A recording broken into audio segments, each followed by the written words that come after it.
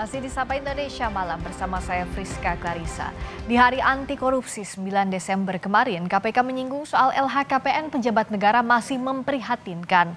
Saat ini masih banyak pejabat yang belum lapor LHKPN, termasuk pejabat-pejabat di Kabinet Presiden Prabowo.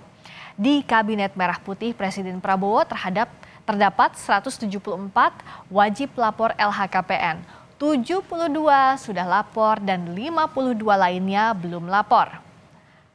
Dari 52 pejabat di Kabinet Presiden Prabowo yang belum lapor, terdapat 16 menteri atau kepala lembaga setingkat menteri, 27 wakil menteri atau kepala lembaga setingkat wamen, dan 9 utusan khusus atau penasihat khusus dan staf khusus. Mengapa masih banyak pejabat yang enggan lapor LHKPN? Kita ulas usai tayangan berikut ini. Ketua KPK sementara Nawawi Pomolango menyebut kebenaran isi LHKPN yang dilaporkan penyelenggara negara ke KPK masih memprihatinkan. KPK mencatat kepatuhan LHKPN Kabinet Merah Putih baru tercapai 58%. Nawawi mengeklaim KPK bahkan menemukan ada indikasi penerimaan suap dan gratifikasi penyelenggara negara dari LHKPN yang dilaporkan. Namun kebenaran isi laporan masih memprihatinkan.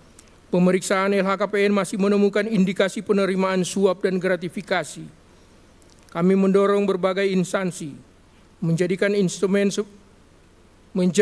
LHKPN sebagai instrumen penting dalam pertanggungjawaban pejabat publik kepada masyarakat dalam bentuk penyampaian LHKPN yang benar-benar isinya dan sesuai dengan kenyataannya. Menurut KPK hingga 3 Desember 2024, dari 124 orang jumlah anggota Kabinet Merah Putih, masih ada 52 orang yang belum melaporkan LHKPN. Untuk pejabat menteri dan kepala lembaga setingkat menteri, dari 52 orang, masih ada 16 orang yang belum melaporkan LHKPN. Sementara untuk pejabat wakil menteri atau wakil kepala setingkat menteri, dari 57 orang, masih ada 27 orang yang belum melaporkan LHKPN. Sementara untuk pejabat utusan khusus, penasihat khusus, hingga staf khusus, dari 15 orang, 9 orang belum melaporkan LHKPN. Peneliti Pusat Kajian Anti Korupsi atau Pukat UGM Zainur Rohman menyebut hal itu terjadi karena lemahnya aturan hukum terkait LHKPN sehingga perlu direvisi. Selain itu, Zainur juga mendesak Presiden Prabowo proaktif memerintahkan para penyelenggara negara patuh melaporkan harta kekayaannya. Hukum karena kelemahan di dalam pengaturan Undang-Undang Nomor 28 Tahun 99. Tidak ada konsekuensi apapun bagi yang tidak lapor LHKPN ataupun laporannya tidak faktual. Dalam 5 tahun terakhir, KPK telah menangani 597 perkara korupsi. Pelaporan harta kekayaan pejabat menjadi salah satu indikator KPK untuk mencegah korupsi. Tim Liputan, Kompas TV. Dari 124 orang, baru ada sekitar 58% pejabat di Kabinet Merah Putih yang melaporkan harta kekayaannya ke KPK. Benarkah ini karena aturannya yang memang lemah? Kami bahas bersama Saud Situmorang, Wakil Ketua KPK 2015-2019, bergabung juga Agus Sunaryanto, Koordinator ICW. Kami juga sudah mengundang perwakilan dari KPK saat ini, tapi belum ada yang bersedia untuk mengonfirmasi hadir. Selamat malam Pak Saud, Mas Agus. Selamat malam. Halo, selamat malam Pak. Selamat malam, saya ke Pak Saud dulu. Ini kan 58%, separuhnya lebih pejabat Kabinet Merah Putih belum lapor setelah padahal sudah hampir 2 bulan menjabat. Padahal harusnya kan bisa cepat saja dilaporkan. Nah, secara aturan, nih kalau kita lihat hitungannya, sebenarnya kapan sih pejabat negara itu wajib menyerahkan LHKPN maksimal? Ya, pertama kan memang hari pertama dia dilantik itu sebenarnya itu dia harus sudah lapor. Karena begitu dilantik bisa terjadi sesuatu kan. Ya. Kalau dia mau lapor belakangan kemudian nanti orang bisa macam-macam tanda tanyanya. Karena begini, yang mau diambil dari LHKPN ini harus dipahami dulu gitu. Ya. Kenapa sampai ada sekitar 5 peraturan yang mendukung ya, mulai dari Undang-Undang 28 tentang KKN, terus kemudian itu Undang-Undang Nomor 30 itu KPK, kemudian Undang-Undang Pegawai Negeri, terus kemudian selanjutnya sampai peraturan KPK sendiri yang waktu itu tahun 2016 kita minta mereka melaporkan bukan saja saat mau dilantik, saat sudah dilantik dan akhir jabatan, tetapi juga diminta dia melaporkan setiap tahun. 31 Maret paling lama. Ya. Jadi yang mau diambil kan sebenarnya pemberantasan korupsi itu pokoknya Anda mau ke ujung mana dunia aja, mau ke perguruan tinggi mana aja, teorinya itu Anda pertama harus transparan. Kita harus curiga aja pokoknya orang nggak terlalu transparan. Ini kan mereka nggak transparan. Mereka Ya. harus hari pertama dia dilantik tuh sudah transparan, baru akuntabel dan kemudian bebas dari konflik kepentingan. Jadi kalau saya katakan apakah ini indikasi apa? Saya pikir ini orang-orang ini tidak paham indikasi message yang disampaikan oleh junjungannya presidennya, kan udah jelas. Junjungannya presidennya kan mengatakan di KPU begitu dinyatakan menang kan menghilangkan korupsi, bukan lagi mengurangi, menghilangkan. Itu kata yang harus kita ingat. Ya artinya mereka nggak paham terus meremehkan. Karena ada undang-undang yang diwajibkan di situ, tuh baik itu tentang aparatur sipil negara, terus kemudian peraturan pemerintah nomor 9 dan 94 dan seterusnya, peraturan KPK. Kalau Anda mau jadi penyelenggara negara, nggak ada alasan Anda nggak tahu gitu. Pak Jadi Saud, menurut saya ini abai dan kemudian harus diberi sanksi kalau saya bilang sih. ya, tapi pada praktiknya belum ada sanksi yang tegas sehingga banyak yang masih abai juga. Kalau dari pengalamannya Pak Saud sebagai Wakil Ketua KPK juga banyak kasus-kasus seperti ini. Ya selalu memang biasanya begitu dan nanti udah digedor-gedor baru ya inilah gunanya civil society seperti teman-teman di ICW dan seterusnya untuk mengingatkan itu. Tapi kan sebenarnya kalau kita bicara bahwa harus kemari itu seharusnya semakin baik, ya sebenarnya kita harus memahami itu. Tetapi karena memang dari sini makin kemari kan makin jelek ini persepsi korupsinya. Ya. Jadi artinya bisa juga diterima akal bahwa kemudian ya mereka abai semua. Ya. Tetapi sebenarnya kepemimpin sudah menginspirasi dan kita udah tahu indeks persepsi itu adalah kaitannya dengan kepercayaan. Makanya disebutnya persepsi. Kalau mereka sebagai penyelenggara negara nggak paham itu, ya udah nggak usah ikut di dalam barisan penyelenggara negara, ikut aja swasta dan seterusnya gitu, Mbak. Ya, kalau dari Mas Agus dari ICW, seperti tadi kata Pak Saud harus digedor-gedor dulu, baru lapor LHKPN. Itu pun banyak yang formalitas, tidak sesuai dengan faktanya, tidak faktual isi LHKPN-nya. Nah, temuan ICW apa saja yang jadi kendala sejauh ini sampai saat ini, sampai pejabat-pejabat terakhir yang baru dilantik ini? Ya, pada praktiknya memang seringkali mereka menggunakan loophole di Undang-Undang 2899 ya, yang tidak mengatur soal sanksi. Tapi sebenarnya kalau kita melihat di aturan yang dikeluarkan oleh KPK, peraturan KPK nomor 2 tahun 2020 itu sebenarnya mengatur soal sanksi administratif. Nah, itu juga sebenarnya bisa diatur di aturan internal lembaga sendiri gitu ya. Apalagi kalau misalnya kita turunkan ke aturan soal ASN gitu ya. Itu biasanya bisa diatur di situ. Nah, cuma persoalannya memang karena kepemimpinan institusinya juga tidak punya tidak kuat gitu. Kalau kita lihat tadi catatan dari KPK cuma 58% gitu ya. Ini kan sebenarnya mengkhianati apa yang disampaikan oleh Prabowo sendiri ya, Pak Prabowo sendiri, bahwa mereka Pak Prabowo kan punya komitmen untuk menghindari kebocoran.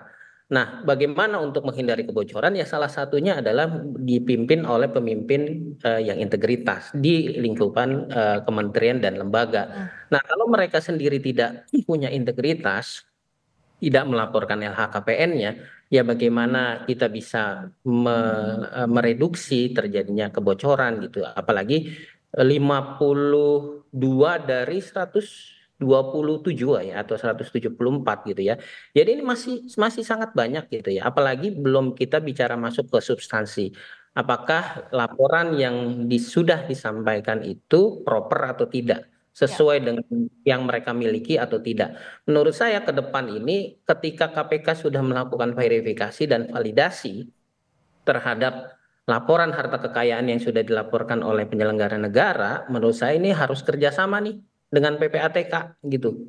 Untuk menelusuri harta-harta yang lain. Kalau misalnya di LHKPN saja mereka berusaha untuk menipu gitu ya, tidak menyampaikan yang benar, jangan-jangan ada harta-harta lain yang sebenarnya tidak dilaporkan gitu. Ya, apakah saat kita berbicara ini soal kesadaran LHKPN itu masih jangka panjang ya Pak Saud. Misalnya KPK, dari data Ketua KPK sementara Pak Nawawi kan mengingatkan kembali ada 3 kasus korupsi yang bermula dari temuan LHKPN. Misalnya kasusnya Rafael Alun, ex-dirjen pajak, lalu ada ex-kepala Bea Cukai Makassar, ex-kepala Bea Cukai Yogyakarta, kan temuannya dari LHKPN yang tidak sesuai setelah diselidiki secara panjang. Nah, artinya apakah sejauh ini dengan peraturan yang ada memang belum bisa pencegahan korupsi dari LHKPN, barunya membantu alat saat penindakan saja, Pak Saud?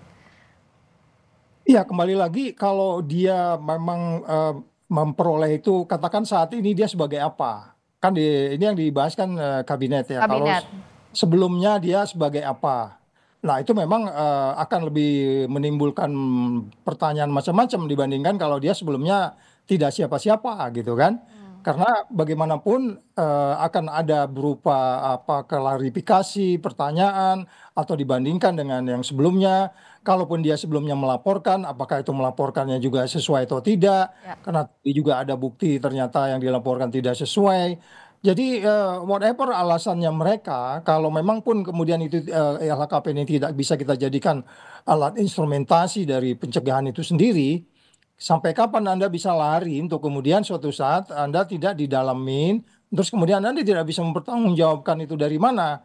Yes, of course nggak usah mesti ditambah-tambahin hartanya atau dikurang-kurangi juga gitu. Tetapi laporkan aja apa adanya sehingga kemudian itu akan menjadi lebih baik. Saya kembali lagi menekankan bahwa filosofi yang mau diambil dari instrumen ini, which is ini juga disebutkan dalam Piagam PBB anti korupsi, yang dimaksudkan itu adalah setiap penyelenggara negara mempunyai potensi untuk abuse of power, oleh sebab itu dia harus mengklarifikasi, mendeklar, ini loh saya punya. Sampai nanti saya meninggalkan kabinet, saya laporkan juga, saya punya segini, saya punya bla bla bla bla bla bla. Jadi itu sebenarnya bagian daripada yang memastikan pemberantasan korupsi.